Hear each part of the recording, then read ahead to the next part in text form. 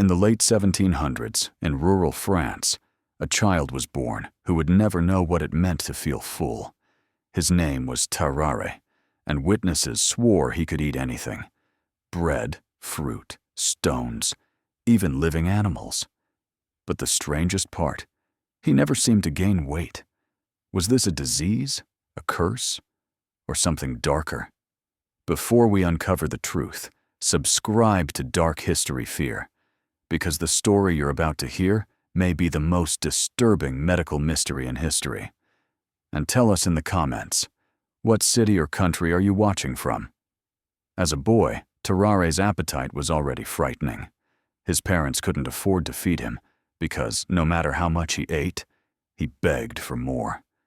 Neighbors recalled him tearing through baskets of apples, swallowing them whole. Meat vanished from kitchens. Scraps off the ground disappeared before others could blink. By 17, his stomach stretched so far he could tie his skin in knots. And yet, he weighed less than most men his age. He looked hungry, sickly, almost hollow. And his stench? Witnesses said you could smell him from across the street, like rotting garbage in the heat of summer. But why? What was happening inside his body? Unable to live a normal life, Tarrare turned his curse into a performance.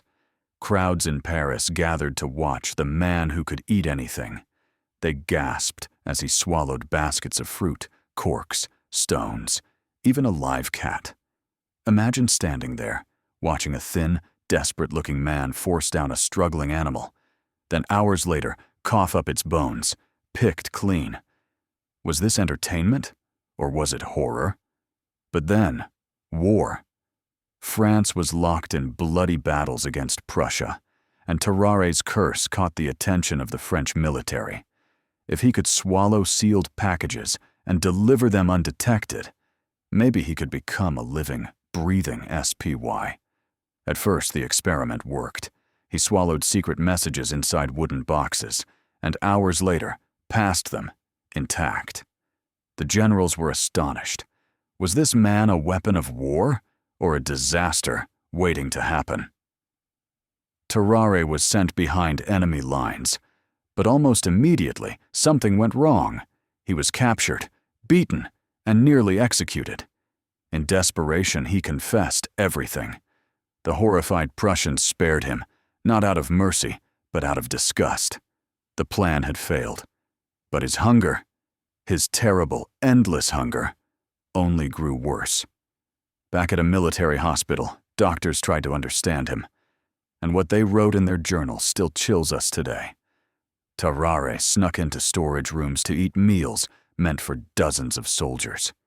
He drank blood taken from patients. He dug through trash and devoured rotting organs. Doctors locked cupboards. They begged guards to watch him. But Tarrare always found a way. And then, the darkest rumor of all. A child vanished from the hospital. No body was ever found. No proof was ever written down. But whispers spread. Had Tarrare's hunger finally crossed the last line? No one could say for sure. But from that day, even the doctors feared him.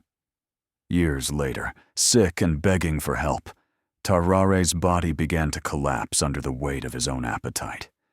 He died young, and surgeons who examined him were stunned. His stomach stretched across his entire body cavity, enormous, bloated, and misshapen. It explained his hunger, but it gave no comfort. Even now, centuries later, scientists don't fully understand him. Some say it was hyperthyroidism, burning through food faster than it could nourish him. Others point to brain damage. His hypothalamus, which tells us when to stop eating, may never have worked. But here's the real mystery. Was Tarrare simply a man cursed by biology? Or was his condition something stranger? Something science still cannot explain. So I'll leave you with this question. If you lived in the same town as Tarrare, would you see him as a victim of disease? Or as a monster hiding in plain sight? Tell me your thoughts in the comments.